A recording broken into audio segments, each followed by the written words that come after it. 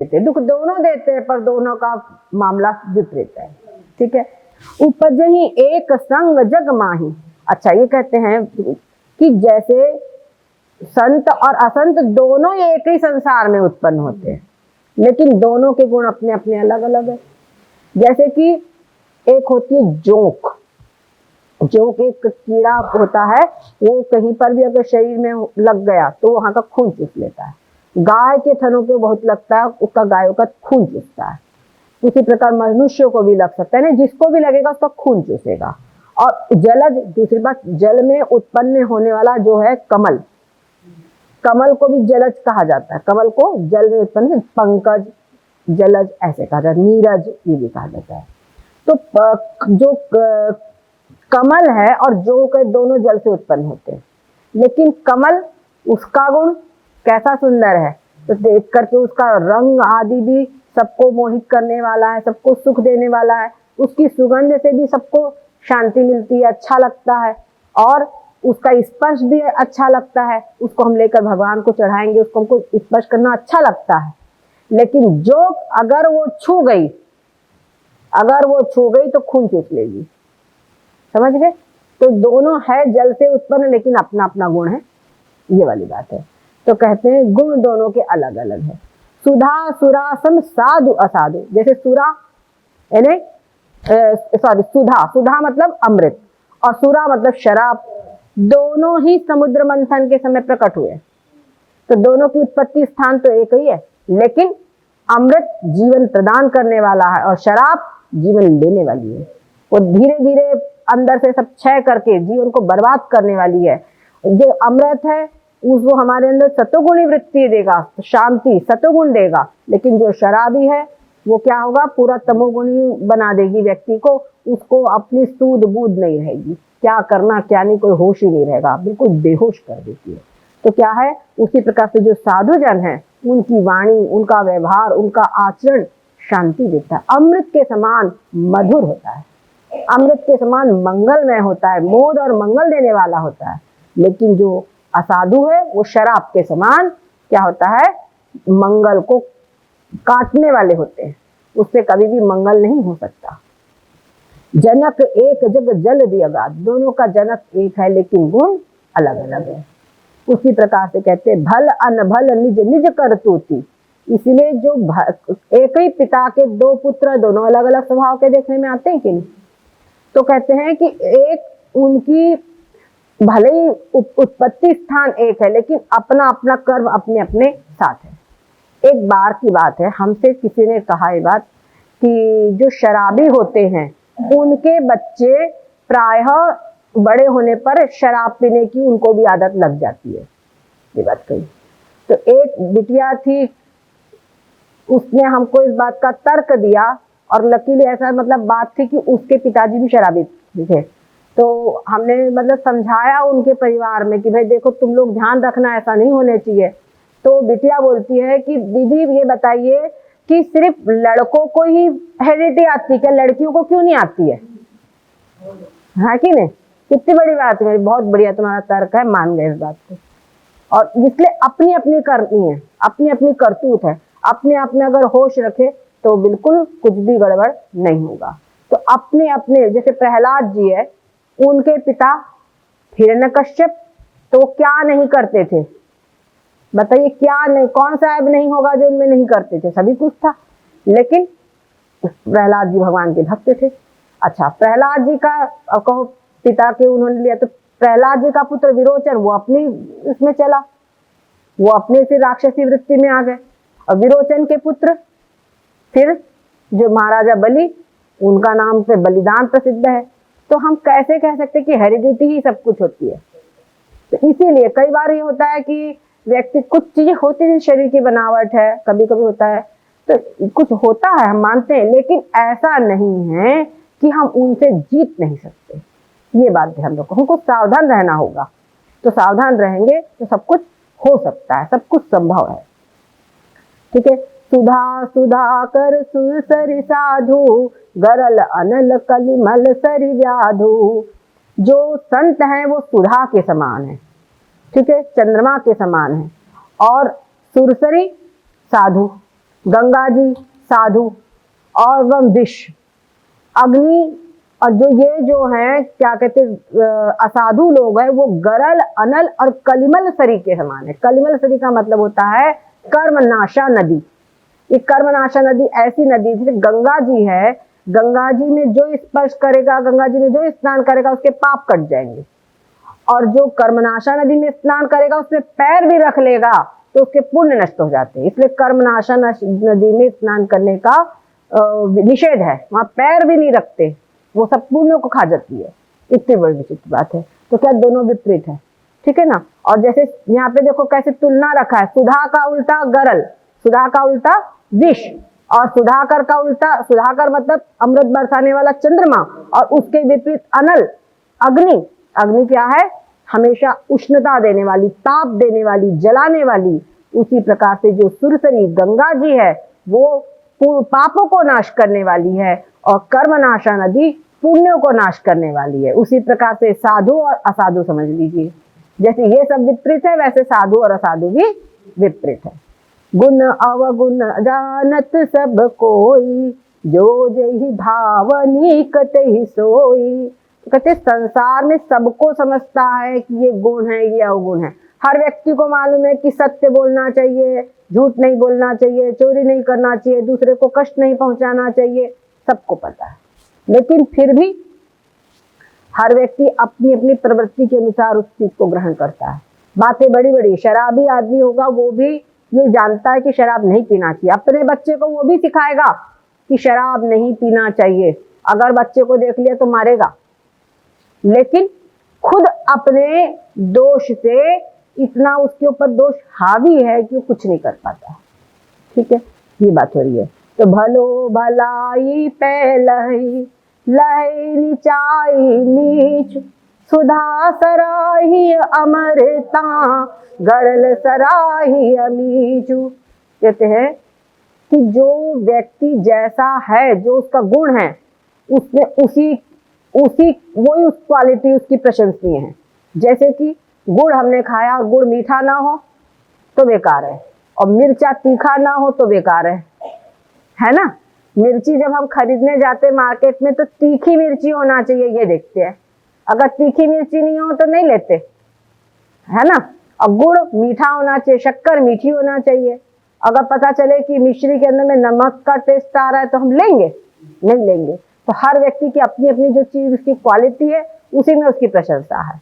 तो कहते हैं सुधा सुराही सराही अमरता, सुधा अमृत को तभी उसी की प्रशंसा वो ये कि वो अमरत्व प्रदान करे। डॉक्टर की प्रशंसा इसी में है कि वो व्यक्ति को निरोगता प्रदान करे, स्वास्थ्य प्रदान करे, ठीक है। और जो मारने वाला व्यक्ति है, वो युद्ध करने वाला, तो उसकी बेटी कितनों को मार डाला, उसमें उसी की प्रशंसा है ना। उसी प्रकार से जो गरल विष, इतना तेज विष होना चाहिए तभी उसकी विष की प्रशंसा है, क्योंकि वो अपना है ना। हम लाएंगे, अरे कैसा है ये विष, कैसा जहर लाया तुमने, चूहा मार दवाई कैसी लाई, चूहा मरते ही नहीं, तो उसकी इसमें प्रशंसा कहाँ होगी। ऐसे कैसी मच्छर मार दवाई ला, मच्छर मरते नहीं, देखो सब पूरा घर में घूम रहे हैं, तो उसकी प्रशंसा उसमें नहीं है ना। तो वैसे ही कहते हैं कि जो साधु जन है वो अपनी करनी करेंगे, और जो असाधु है वो अपनी करनी करेंगे। खल अग अगुण साधु गुण गाहा, उभय अपार उददी अवकाहा। तो इस प्रकार से दुष्टों के पाप और अवगुणों की और साधुओं की गुणों की कथाएं, क्या समझे। खल अग अगुण जो और साधु गुण गाहा, इनके जो दोनों के जो दुष्ट जन हैं इनके दोष, और जो साधु जन है इनके गुण, दोनों ही अथाह है। इनकी दोनों क्या है, जैसे समुद्र अथाह है वैसे ये भी सब अथाह है। लेकिन इन सबको हम पूरा पूरा तो नहीं कह सकते हैं, लेकिन फिर भी तेईते कछ गुण दोष बखाने, कुछ गुण दोष हमने उनके बता दिए। किस लिए बताया। हमेशा तो बोलते हैं कि भाई दूसरे की निंदा नहीं करनी चाहिए, दूसरे के बुरे गुणों का चिंतन नहीं करना चाहिए, लेकिन फिर भी तुलसीदास जी जैसे संत उन्होंने बात कही तो क्यों कही, उसके पीछे क्या उद्देश्य है, क्या उनकी निंदा करना उद्देश्य है, कदापि नहीं। उन्होंने कहा संग्रह त्याग न बिनु पहचाने, हम उन गुणों को जाने बिना उनको अपनाना चाहिए कि त्यागना चाहिए, ये हम नहीं समझ पाएंगे। इसीलिए संग्रह त्याग नहीं हो पाएगा कि उसको रखें, जमा करें, अपने में ले कि त्यागे, ये बात नहीं समझ में आएगा। और ऐसे व्यक्तियों को भी कि हम उनको रखें, अपनाएं कि उनको त्यागे, ये नहीं समझ में आएगा। इसीलिए कहते हैं कि हमने कुछ वर्णन कर दिया है। ठीक है। भले उपोच सब विधि उपजाए, गनि गुण दोष वेद बिलगाए, काहे वेद इतिहास पुराना, विधि प्रपंच गुण अवगुण गसाना। कहते हैं जो भले व्यक्ति हैं वो भी, और जो बुरे व्यक्ति हैं वो पोच ने बुरे व्यक्ति, सबको विधि ने ब्रह्मा जी ने ही बनाया है, ब्रह्मा जी ने ही सबको उत्पन्न किया है। और फिर भी जो वेद पुराण इतिहास है उन्होंने उनके गुण और दोष के अनुसार उनको अलग अलग कर दिया है। और क्या कहते हैं, जो ब्रह्मा जी ने जब बनाया समतुल, तो गुण और अवगुण को एक साथ मिला करके कर दिया। जैसे हम दाल भात मिलाकर खाते हैं ना, सब्जी वगैरह सालन मिला के खाते हैं, वैसे ही विधि ने क्या किया, उनको सबको मिला करके पूरा संसार बनाया है। ठीक है। ऐसे कोई बिल्डिंग बनानी हो तो इसमें तमाम चीजें मिला करके एक गारा बना करके बिल्डिंग बनाते हैं। उसी प्रकार से ब्रह्मा जी ने गुण और अवगुण को मिला करके संपूर्ण सृष्टि का निर्माण किया है। दुख सुख पाप, और कैसे हर जगह पे दो चीज है, हर जगह विपरीत चीज है, उनकी एक पूरी पूरी लिस्ट इन्होंने दी। देख लीजिए, दुख सुख पाप पुण्य दिन राति, साधु असाधु सुजाति कुजाति, दानव देव ऊंच अरु नीचु, अमीय सुजीवनु माहुरु नीचु, माया ब्रह्म जीव जगदीशा, लक्ष्य अलक्ष्य रंक अवनीसा, काशी मग सुर सरि क्रम नासा, मरु मारव मही देव गवासा, सरग नरग अनुराग विरागा, निगमागम गुण दोष विभागा। सब चीजें दो दो का ग्रुप दे दिया इन्होंने एक साथ में। ठीक है ना। क्या क्या, दुख सुख, पाप पुण्य, दिन रात, साधु असाधु, सुजाति कुजाति, दानव देवता, नीच ऊंच, अमृत विष, सुजीवन मृत्यु, जीवन और मृत्यु विपरीत हो गए। फिर माया ब्रह्म, जीव ईश्वर, संपत्ति दरिद्रता यानी अमीर गरीब, और रंक राजा, काशी मग मगध। काशी जो थी, जो गंगा जी है उसके इस पार में काशी जी है, और गंगा जी के उस पार में मगध है। ऐसे काशी जी में जो व्यक्ति अपने प्राण त्यागता है उसको मोक्ष होता है, काशी मरणान मुक्ति ये कहा गया है। उसी प्रकार से जो मगा वहां पर पार में जो प्राण त्यागता है वो गधा बनता है, ये भी बात है। तो हमारे कबीरदास जी एक ऐसे संत हो चुके हैं, आप सभी जानते हैं उनको। उन्होंने जाकर के बोला, जो कबीरा काशी मरे राम ही का निहोर। तो बोले अगर हम काशी में मरते हैं और हमारी मुक्ति होती है तो जीवन भर हमने राम का चिंतन किया, उसका हमारा क्या नहीं हो रहा है, उसका हमारा क्या। हम तो बोलेंगे काशी में मरने से मुक्ति हुई, जीवन भर वो जा करके मगह के अंदर में गए, वहां उन्होंने प्राण त्यागे और बोल दिया। उन्होंने सबको सावधान भी कर दिया, कोई ये ना सोचे कि कबीरदास जी ने जाकर वहां प्राण त्यागे तो हम भी करें।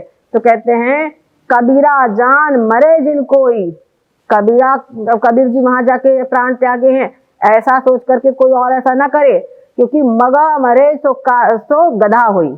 यहाँ पर निश्चित है वो अगर कोई दूसरा व्यक्ति यहाँ मरेगा तो गधा होगा। हमने तो पूरा जीवन आत्मचिंतन भगवत चिंतन किया है, राम का चिंतन किया है, इसलिए हमको कॉन्फिडेंस है कि हमको कुछ भी हो हम मोक्ष ही प्राप्त करेंगे। और ये बात है, जो ऐसे भगवानिष्ठ ब्रह्मनिष्ठ महापुरुष होते हैं वो चाहे जहां कहीं भी शरीर त्यागे, चलते वो चाहे जहां शरीर त्यागे, अगर बोलते कि वो चाहे चांडाल के घर में भी जाके शरीर त्यागे, तीर्थे वांतज गे, वो तीर्थ में चाहे या किसी अंतज के घर में त्यागे, यत्र कुत्र पे मरोति पा, कहीं भी वो त्यागे, यत्र कुत्र कहीं पर भी अपना शरीर त्यागे।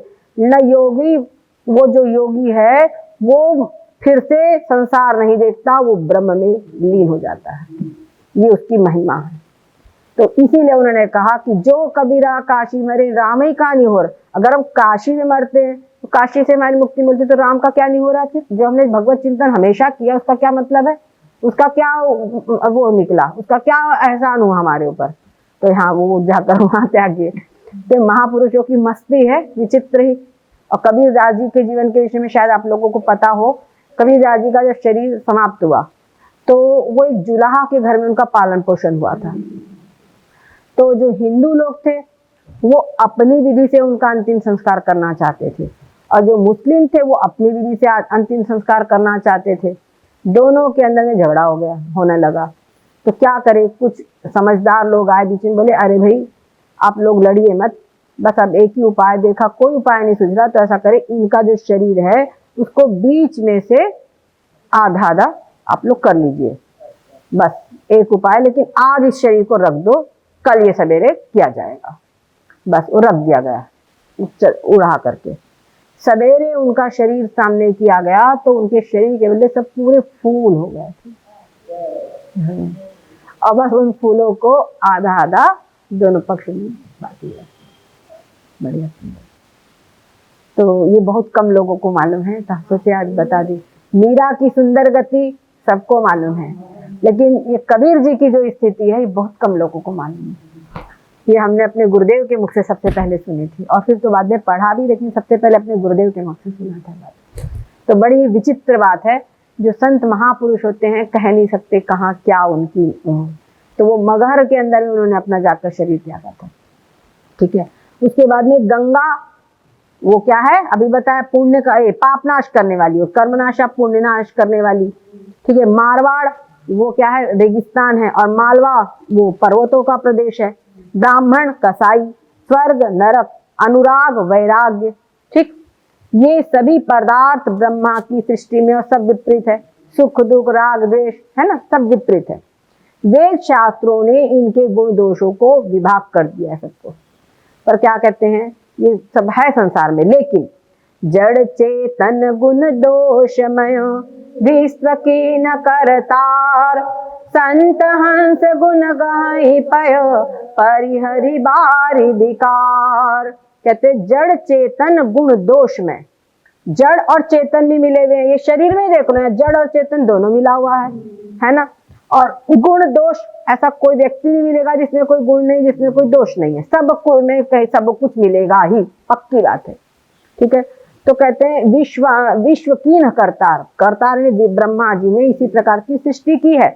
लेकिन संत हंस गुण गहई पै, एक हंस एक पक्षी है जिसके विषय में बताया जाता है कि उसको दूध और पानी सामने उसके हो मिला करके, तो उसकी चोंच में कुछ ऐसा फिल्टर लगा रहता है कि दूध को ग्रहण कर लेता है और जल को छोड़ देता है।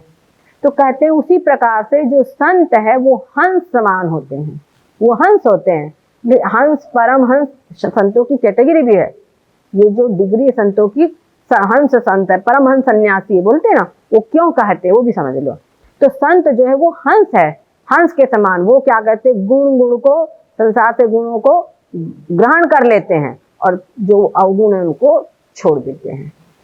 बोलते ना, वो कहा रही साधु ऐसा चाहिए जैसा सूप स्वभाव, सार सार को गही रहे थोथा दे उड़ाए। तो हम लोगों को ये समझना चाहिए, अब क्या लेना चाहिए हमको, संतों वाला गुण। संतों वाला गुण क्या है, संसार से सार सार को ले ले। सार सार क्या है, अस्थि भांति प्रिय सार है। ब्रह्म तत्व जो है वो सार है, और जो नाम रूप है वो थोथा है, उसको छोड़ दो। सब जगह से नाम रूपों का त्याग कर दो, और जो ब्रह्म तत्व है, जो सार तत्व है, अस्थि भांति प्रिय ब्रह्म तत्व, उसको ग्रहण कर लो। हरिओम, समझ गए, उसको ग्रहण कर लो। नहीं बैठो, उसको वहां पर ग्रहण कर लो। ये ही बात यहाँ पर कही है, परिहरि बारी विकार। उसके जो वहां जो जल का जो विकार है उसको सबको त्याग दो।